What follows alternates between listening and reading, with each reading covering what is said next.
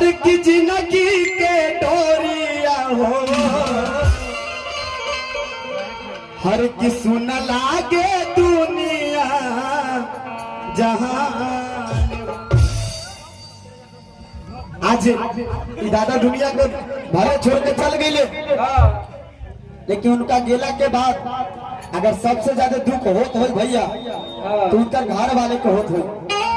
तो सबको लोग जाने लग कि जेकरा अगर जब दुख होला तो ज्यादा दुख जब होला तो परिवार में होला। लेकिन यही भाव में कहे के बाद सतेज भैया, हर की जाही आज से तुर लाए बाबा,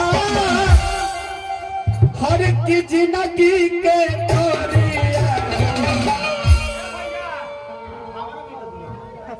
सुर लय ताल जब तीन चीज के मिश्रण हो रहा ना गार्जियन तो एक सुघर निमन गवैया उत्पन्न होला।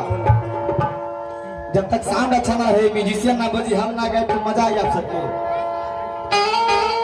सबके मिश्रण से कलाकारी होला।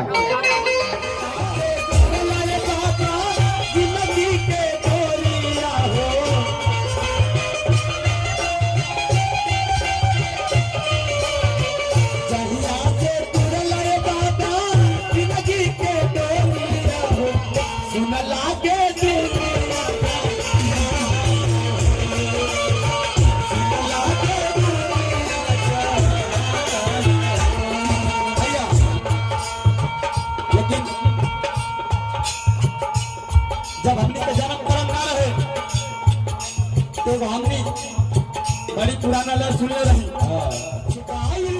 कुछ जाता कुछ जाए वाला, कुछ जाए कुछ जाता कुछ जाए वाला। लेकिन कहे के बताइए कि हमारा